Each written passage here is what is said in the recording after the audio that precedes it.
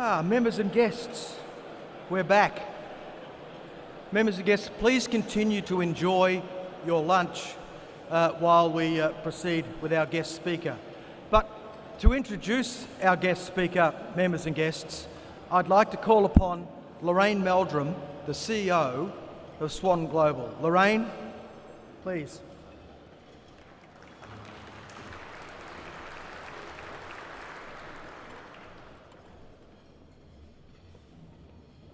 Our special guest today, Mike Henry, represents a truly remarkable spread of skills in both the people area and the product area within BHP Billiton.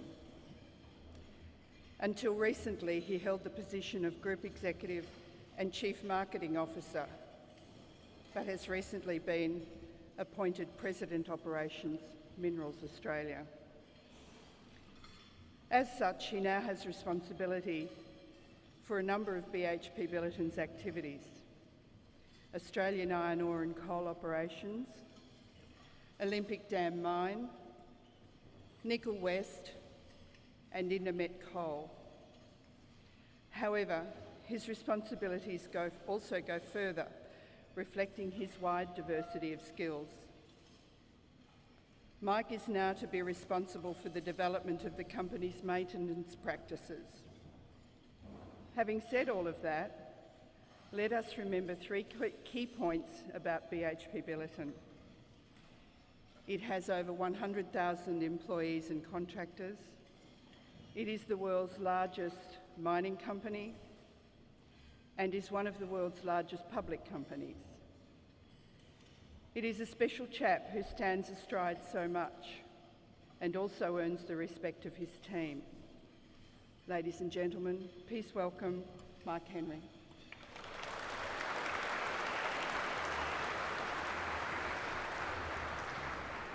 Well, thank you very much, Lorraine.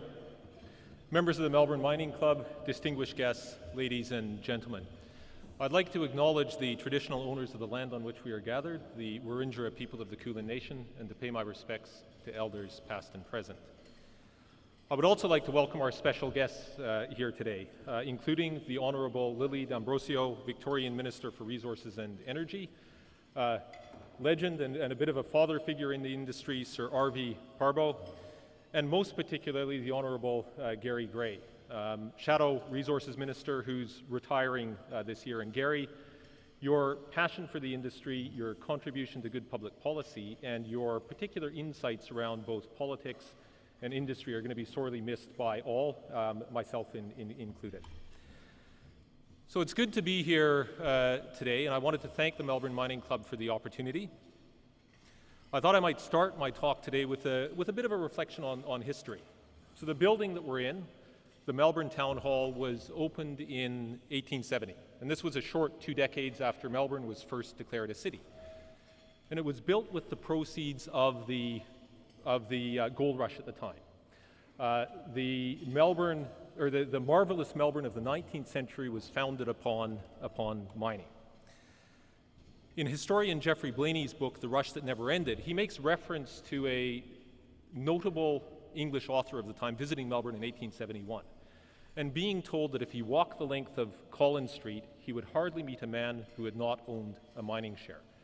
So it appears that at the time, mining was powering the economy and everybody had an interest in the industry. Century and a half later, not much has changed. The resources industry has helped to make Australia one of the world's richest economies, be it through share ownership, direct or indirect employment, or simply through the high standard of living and the generous safety net that is supported by the prosperity of our nation. All Australians have benefited from the industry, be they on Collins Street or any other street. Now, of course, the contribution of the industry to the nation was particularly marked during the recent boom. And today, resources industry GDP continues to grow at a more rapid pace than the economy as a whole. And this is one of the factors that has helped Australia to beat the odds to achieve steady, continual growth in spite of the malaise that plagues the global economy, or has plagued the global economy this decade. We can't be complacent, though. As a nation, we face ongoing challenges: shifting geopolitics, global economic uncertainty, stiff global competition, weaker markets for our commodities, and increased market volatility. And I'm pretty sure that everybody in this room has suffered some pain as a result of those challenges in recent years. So in the face of these challenges, we can't stand still. We need to be persistent and bold when it comes to those things that are within our control, and that applies to both government and to business. Together, we must remain innovative and productive. Our ongoing prosperity is going to require us to continue to evolve in a way that sees us rise to the challenges and opportunities that lie ahead. And in doing so, we must build upon our natural strengths and on the foundation of our current economy. Now, there's one point I wanted to make here. As we have come off arguably the largest resources investment period in our history, today there's much discussion about the Australian economy being in transition. The recent period of intense resource project investment has resulted in an increase in the size and the scope of the industry and the infrastructure that supports it. And from this, Australia is going to derive lasting benefit. We're now seeing increasing capital and effort being devoted to other sectors of the economy, and this is a good thing. Diversity can only make us more resilient. But given the contribution of this industry to the nation, and given the substantial opportunity that yet lies ahead for the taking, transition doesn't mean that we will transition from resources to something else.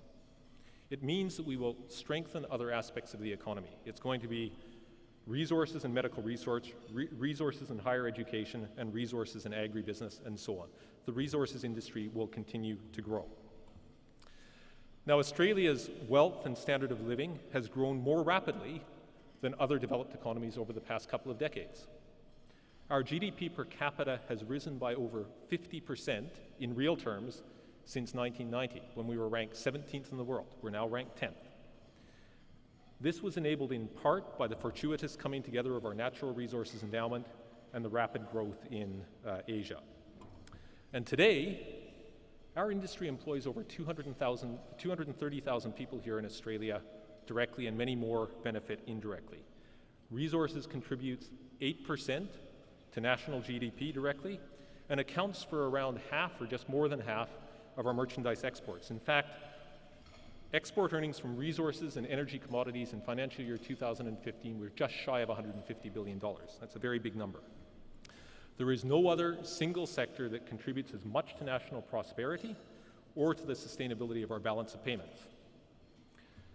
Yes, the pace of global commodity demand growth has slowed, with a flow-on impact on investments and margins. But if we stay competitive, we can ensure an industry that's not just sustainable, but which is able to capitalize on ongoing global growth. Oxford Economics is forecasting growth of around 5% per annum in emerging Asia to 2030. And our proximity to these markets, our natural resource endowment, and the modernized and expanded infrastructure that I referenced earlier position us well to continue to benefit from this growth. Of course, we shouldn't expect that prices and margins are going to be as high as they were over the course of the past decade. The sustainability and growth of the industry is going to be reliant upon our ability to drive competitiveness and margins through productivity. And this is something we've made great strides on in recent years. We've managed to claw back some of the productivity lost over the course of the past decade, and we've done that by working both harder and smarter. We've brought a particularly sharp eye to bear on costs, and we've been squeezing our assets more strongly. But as we move beyond this initial phase of productivity rebasing, our ongoing improvement is going to be increasingly reliant upon us working smarter.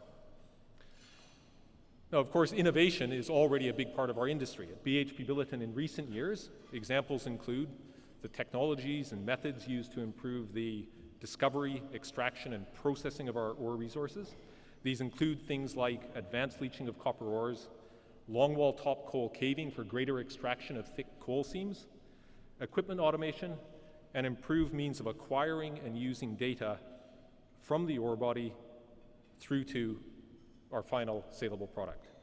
We've sought to restructure work and work practices in ways that allow our equipment to be used for more productive work more of the time. And there are instances in which we bring those two things together, technology and ways of working, to unlock even greater productivity. And examples of that include the remote operating centres that we and others in industry have deployed, something we're currently replicating from our West Australian iron ore assets to our Eastern Australian coal assets. It is through innovation in both technology and ways of working that we'll lift ourselves to the next level of performance, not just within BHP Billiton, but across the industry. And this will allow us to sustain our competitiveness and to continue to grow. Now, at BHP Billiton, we also understand that ultimately the heights that we can reach and how quickly we can get there is going to be partly a function of the system that we operate within. And I'm not talking here about IT systems, although of course they're an important enabler. I'm talking about the way we're organized, the way that we work, and the requirements that we operate to. Many of you will be aware of the organizational restructuring that BHP Billiton has just undertaken. What does that involve? Well, in simple terms, we've streamlined our functions, we've brought our assets together geographically in a way that will allow for sharper focus, and it will allow for accelerated deployment and replication of best practices, including the more rapid adoption of technologies, all in an effort to allow us to reach even greater heights of safety and productivity. So we've taken the hard steps of simplifying our company, and we've done that through divestments at the high point in the market, through the South 32 demerger, and we've restructured our system through this recent reorganization. And we've done all of that in spite of having already unlocked over $10 billion in annualized productivity gains in recent years. So obvious question might be why? Seem to be doing a pretty good job. Well, it's because we know we can't rest on past performance and we can't take tomorrow for granted. We believed that we needed to tackle these changes in order to meet the challenges and the opportunities that lie on the horizon. We need to set ourselves up to be world-class in productivity right throughout the whole of our value chain. So in order to enable competitiveness, in order to set ourselves up for the future, we've restructured our system, or reformed our system. Now, clearly, reform like this is hard, and it's even harder after a boom, because a boom not only hides inefficient policies and practices, it can institutionalize them. And a long period of good times can actually cause people to forget that the need for reform is constant. It requires relentless attention, it requires ongoing good ideas and investment of capital, time, and effort. Now, I'm sure you can guess where this is going. These same principles that apply to business around reform also apply to the nation. Our institutions require ongoing tending and renewal. And historically, I think we've managed to do that reasonably well. The common narrative, of course, is that the mining industry or the mining boom has been responsible for Australia's golden run as an economy. And that began in the 1990s. The reality is that while mining has played an incredibly important role in helping to grow the economy, it's by no means the only factor in our success. For example, we also had the opening up of the economy in the 1970s, financial reforms, privatization, competition and industrial relations reform in the 1980s and the 1990s, and tax reform in the early 2000s. There's more to Australia's economic success than just high commodity prices. Successive governments have managed the tension between constancy and reform in a way that has enabled continued competitiveness and economic renewal. Not always, of course, but I think on balance, Australian governments have done a pretty good job. As a nation, we've stepped up and met the challenges and opportunities that come with competing in a fast-paced global economy. Now, government and business can share credit for Australia's economic success. We also share the responsibility for securing Australia's future prosperity. Business bears the primary onus for ensuring we're able to outcompete our peers. But to be successful in this, we also need governments to foster industry, competitiveness, and sustainable growth, including through reform of our institutions. Amongst other priorities, what does this involve? It involves continuing to work internationally to bring down trade barriers. It means making the tax system simpler and more competitive to attract ongoing investment. And it means reforming the workplace relations framework in a way that supports safe productivity through fostering workplaces that are more balanced, flexible, and innovative. Now, I'd like to elaborate a little bit on that final point, workplace relations. There's no doubt of the role that it plays in underpinning our national competitiveness. The current legislation, however, operates in a way that isn't always as balanced as it needs to be. It's a factor in constraining innovation, and it limits the creation of workplaces with the flexibility required to be productive and truly competitive in a global environment. Our nation must be able to unlock the full potential of both our capital and our people, and reform will help Australia secure its competitiveness and will help to protect jobs or even grow jobs. Now let me be clear, we're not proposing radical reform of the workplace relations system.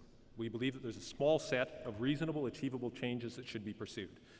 There are aspects of the Act which we believe reach well beyond the original intent and the basic protections that we all support. In our submission to the Productivity Commission, we've proposed a few changes that we believe would make the system operate in a more balanced way, would support the culture and processes required for ongoing innovation, and would foster the flexibility necessary to compete in dynamic global markets. The first thing that we require is for the content of enterprise agreements to be limited to the key conditions of employment, which they were originally intended to cover. Absent a constraint, we've seen the content expand well beyond those basic parameters that govern the relationship between employers and employees. And this has reduced flexibility and it's slowed up innovation. It leads to more time for bargaining, more points for dispute, and more potential for industrial action. This isn't good for the economy, it's not good for business, and in the long run, it's not good for employees, because Australian business is made less competitive, which puts jobs at risk, and it impedes ongoing growth. Through realigning permissible EA matters to the key conditions of employment, we would increase the efficiency of the EA system, we would reduce the potential for disputes, and we would foster a more collaborative, less transactional relationship between employers and employees. And this can only be a good thing for business, the economy, and employees. Freedom of association provisions are another example of where change is warranted. I support strong protections for employees from being victimized based on union membership and non-membership. However, the current provisions operate in a way that goes well beyond protecting against genuine discrimination. And this leads to uncertainty in ordinary operational decision-making and performance management. It impedes competitiveness. The broad nature of the provision also disincentivizes actions that would otherwise safeguard jobs. We've also advocated for sensible change to the right of entry provisions to give employers and companies more flexibility in being able to arrange, not stop, union right of entry access. In doing so, we're seeking to improve both safety and productivity while ensuring the ability for employees and unions to meet on site. These proposed changes are moderate and targeted, and they're focused on productivity improvement. They are intended to help us continue to be competitive in our global markets, and in doing so to help preserve and grow jobs here in Australia. Now, reform is a shared responsibility. Our industry has a role in continuing to advocate for reform. We've got a role in continuing to engage all stakeholders in the industry towards reform to help achieve the changes that will make us and the nation more competitive. So in closing, let me come back to the town hall. As I said, this building was the product of the prosperity of that bygone era, when Victoria was the most wealthy state in the whole of the British Empire. But here's the rub. That prosperity didn't last. After a short 20 years, Melbourne had gone from boom to bear town. The property bubble had burst, debt was out of control, and the colonial government and businesses were unprepared because they didn't adapt and reform quickly enough. Now, of course, that's easy to see and say in hindsight. In the moment, it can be very easy to find reasons for why reform and change are all too hard.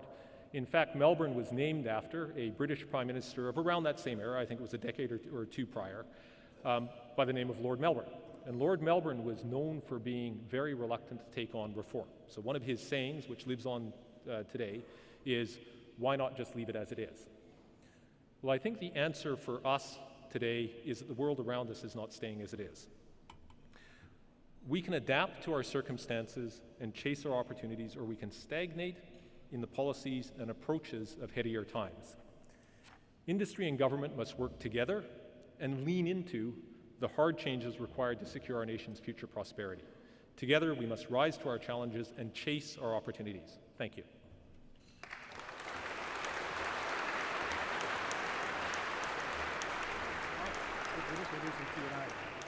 Well, members and guests, it's time for us to take some questions and answers, or Q&A, from the floor. We've got Sam Street out there and Richard Shoddy with microphones. This is your opportunity. Julian Melnick from Sydney will tell you that when the question time comes, he has to beat them back with a stick. We're a little bit more conservative, as Lord Melbourne proved in Melbourne, but here's your opportunity. Sam, have you got the first one? Okay, it's up the back. Sorry, Richard's okay. got the Yep. second. William Morgan, Intrinsic Investment Management. Mike, I just wish to say how delighted I am that you've mentioned IR. It's great to see. So thank you and good luck with that endeavour. On a shorter term issue of markets and China credit, I wonder if you could please express an opinion or commentary on the remarkable change that's happened in the last 2 weeks or 8 weeks, depending on your timing start, on change in China's demand for iron ore and how long this might last. So I wish I could stand here and say that we think that this is going to be sustained over a long period of time. I don't think it is going to be. The run-up that we've seen in iron ore prices and metallurgical coal prices isn't being driven just by sentiment. The fundamentals are at play here. Now, what have we seen happen? We've seen an uptick in the Chinese construction industry, partly seasonal. That's coming on the back of a period where inventories for both commodities and steel were run down to very low levels. So as the construction industry has taken off, you have seen a genuine uptick in demand for steel, higher steel margins, more demand for commodities, and that's pulling through the higher prices. But as we've said many times before, there's lots more low-cost volume that can come to market. We think that there is a slowing in the growth for steel demand and steel production in China that mean that over time, we're not forecasting that we're going to see the sorts of prices that we've seen historically for iron ore or coking coal for that matter. So I think we're going to see this for a few months, but then things will come back off again. Just through here in the centre of the room. Yep.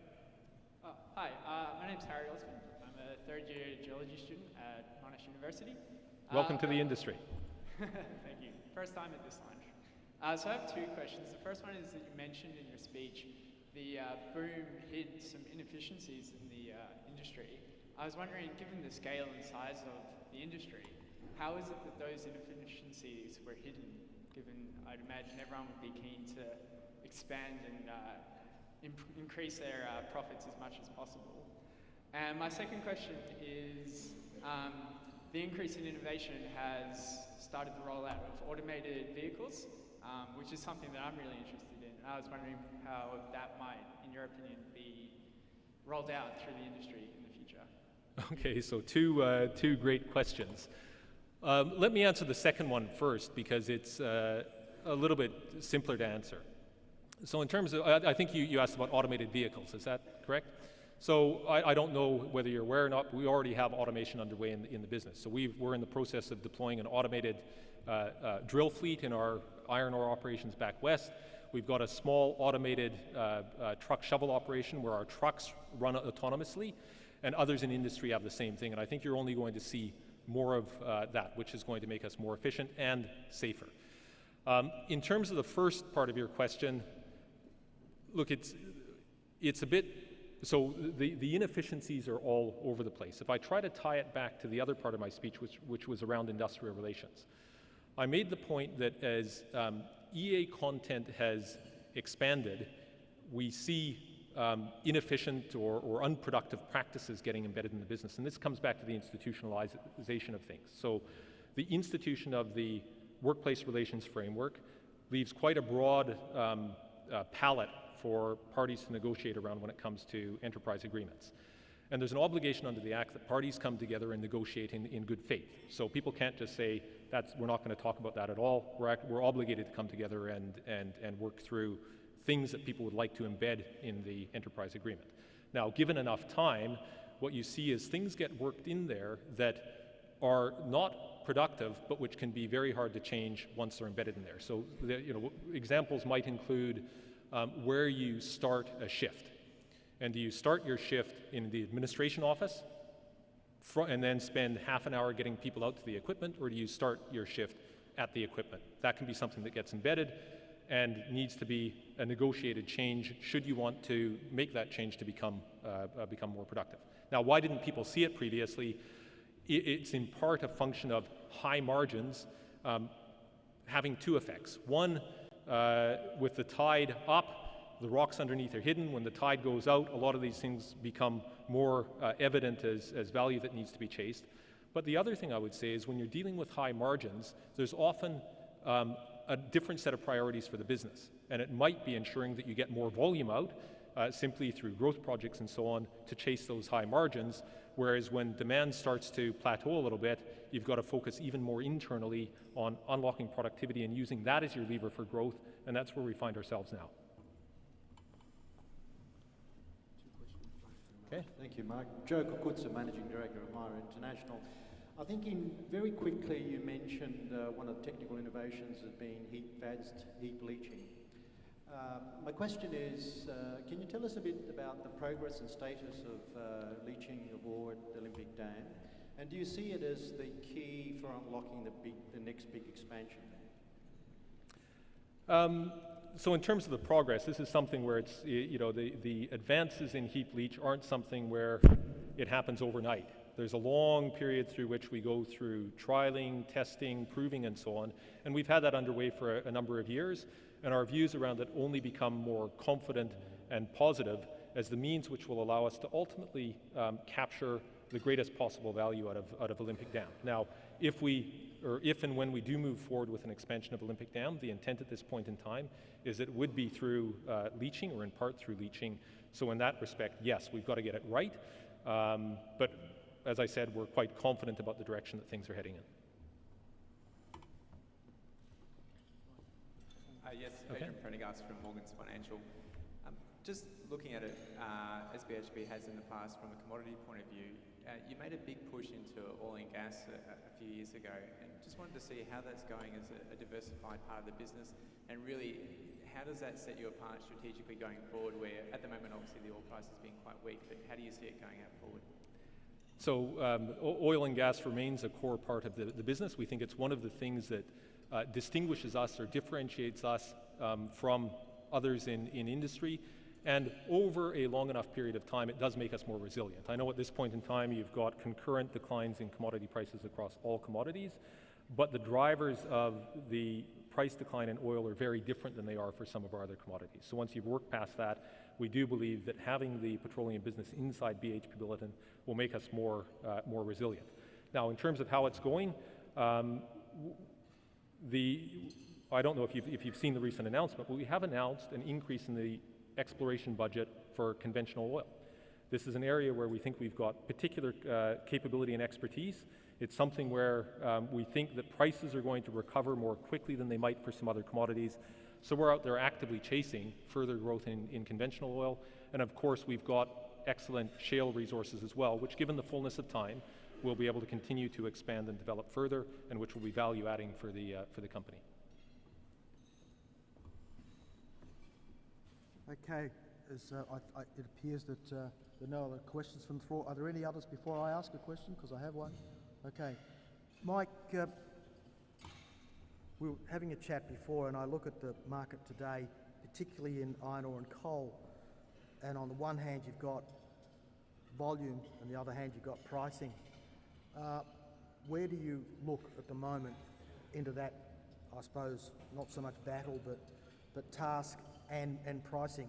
And you can't give me Sir Avi's answer, which would be that I predict that prices will go up and I predict that prices will go down. Right.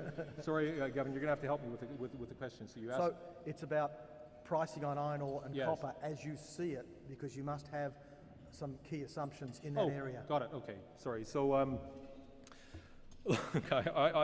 a little bit in Sir Arvy's camp in terms of we need to recognize that whatever price we predict, we're going to get wrong. Now, having said that, we do need to have a directional view around the prices for our different commodities. And our company, given our reach, given the somewhat unique approach that we've had around marketing over the past decade, we believe does give us particularly solid insight around where commodity prices are heading, where commodity demand and supply is heading over the long run.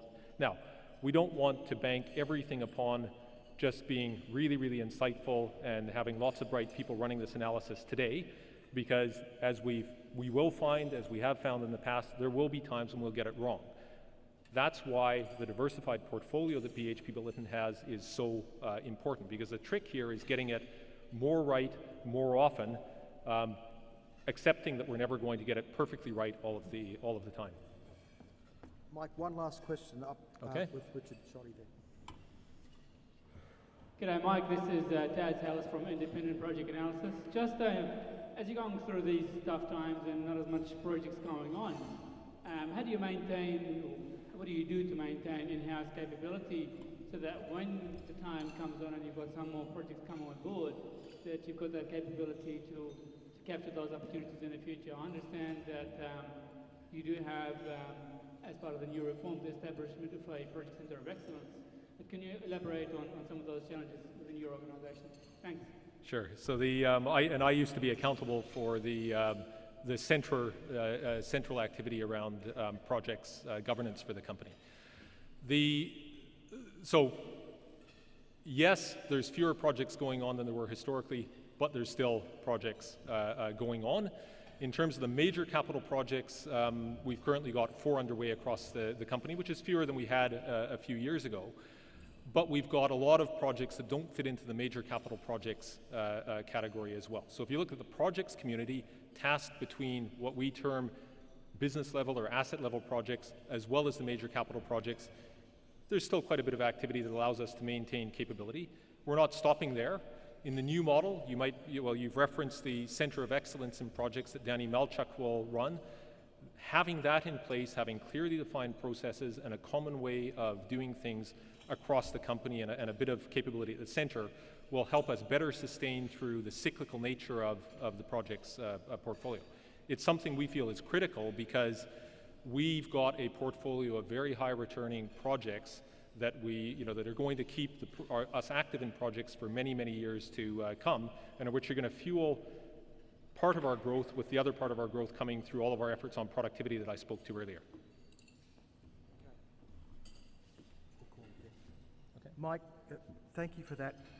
Members and guests, to propose a vote of thanks, I'd like to call upon Patrick Smith, CEO of AMC Consultants. Patrick, would you join us, please?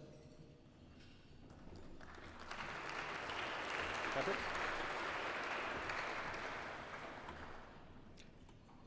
Thank you, Mike. I like your observation that a boom hides and institutionalises inefficiencies. I imagine I will recycle that phrase in the coming weeks. BHP has been very active in recent years, taking steps to address inefficiencies and simplification. They followed a process of simplification focused initially on divestment, as well as cost reductions that have made significant billions of dollars worth of reductions.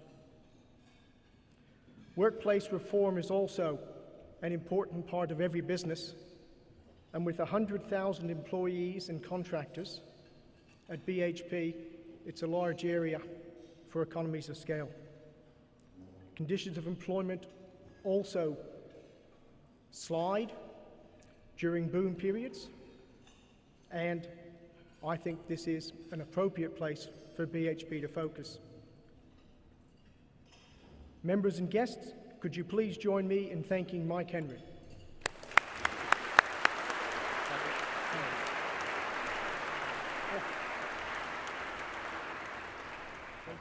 Thank you very much.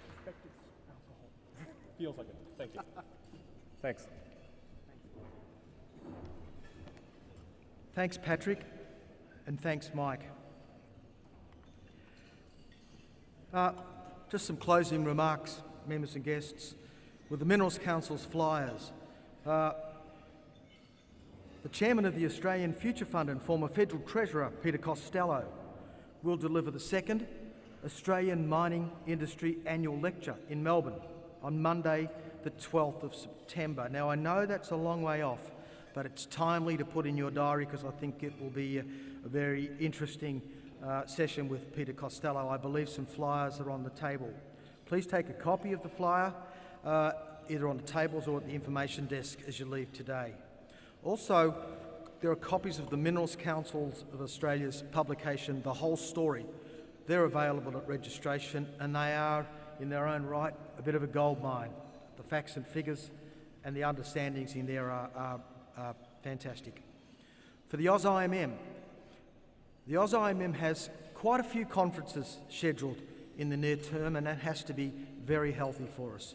These include the Life of Mine conference to be held in Brisbane, the International Uranium Conference, MASMIN 2016, and the third AusIMM International Geometallurgy Conference.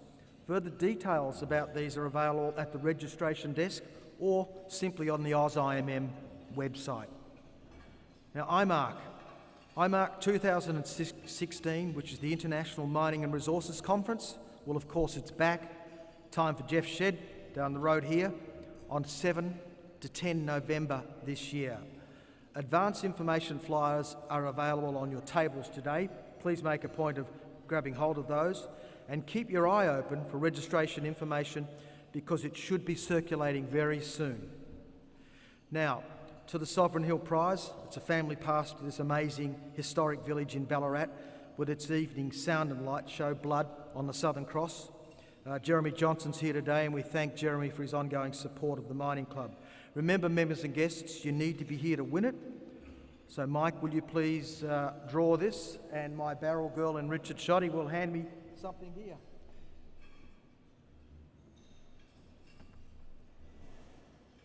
Joe Sofra. Joe Sofra in the room. Can I see a hand in the air? Joe, would you see Richard Shoddy down here afterwards? Congratulations on that. It's a great prize. You'll really enjoy that. Well done. Now, London. The Melbourne Mining Club, as many of you will know, will go to London for our 10th year. The date is Thursday the 7th of July. Again, it's at Lord's Cricket Ground. And the theme is an evening with Andrew Michelmore, Chairman of the ICMM, Chairman of the Minerals Council of Australia, and CEO of MMG Limited, the international affiliate of China Minmetals. And on the basis of allocation, that function is, as it should be, as the #1 event on the UK mining industry networking calendar these days, sold out. It's sold out to a capacity of 566 members and guests. We're very excited about this function. Our next event, luncheon event I should say, in Melbourne, it will take place here at the Melbourne Town Hall on Thursday the 2nd of June. Our guest speaker, in what I believe is one of his first major public speaking engagements, possibly his first major public speaking engagement, is the CEO and MD of South 32, Graham Kerr. So again, Thursday the 2nd of June here at the Town Hall for Graham Kerr of South 32. The next Cutting Edge series for our small and mid-cap miners is set for 5:30 p.m. on Tuesday the 17th of May, and I assure you it will be a cracker. We have 3 fine Australian companies represented by their MDs or CEOs, and they are Alan Kelly of Doré Minerals, Sam Regal of Cleantech, and Bob Vassy of St Babs. Now that day again, which is sponsored by the Victorian Government and PwC for the Cutting Edge series, is Tuesday the 17th of May. If we don't have your details for luncheon or Cutting Edge series notifications, please do us a favour and leave a business card at the door on your way out. You can register on our website if you like, and you can now even follow us on LinkedIn. Also, can we retain your name tags so that we keep the costs down as you leave today? And finally, media, can we see you in the Condell room with Mike Henry in, say, 8 to 10 minutes? You can see Fiona Hadley or Lisa or myself. Thanks again, members and guests. Travel safely.